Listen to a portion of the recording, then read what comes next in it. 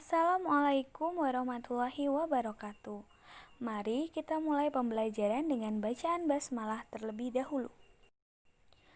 Kali ini kita akan belajar tentang kitab-kitab yang diturunkan kepada para Rasul Allah Subhanahu wa Ta'ala dan perbedaan Al-Quran dengan kitab-kitab Allah yang lain.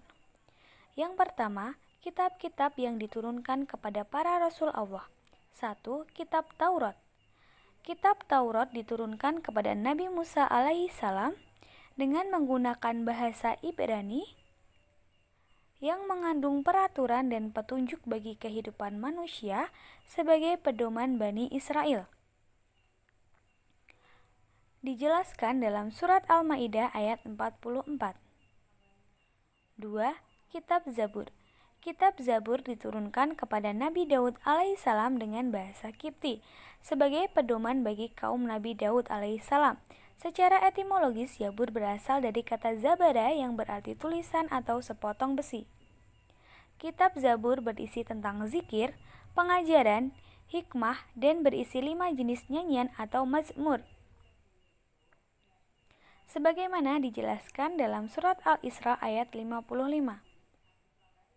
3. Kitab Injil.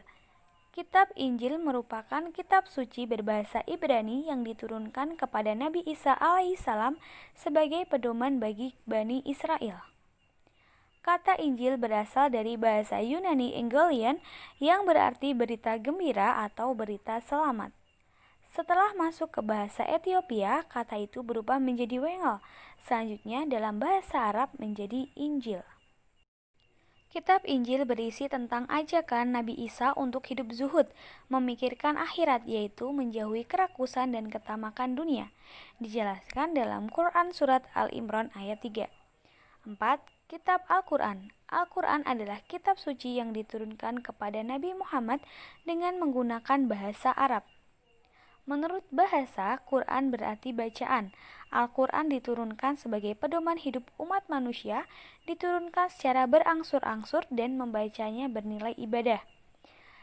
Dijelaskan dalam surat Al-Qiyamah ayat 17-18. 2. Perbedaan Al-Quran dengan kitab-kitab Allah yang lain.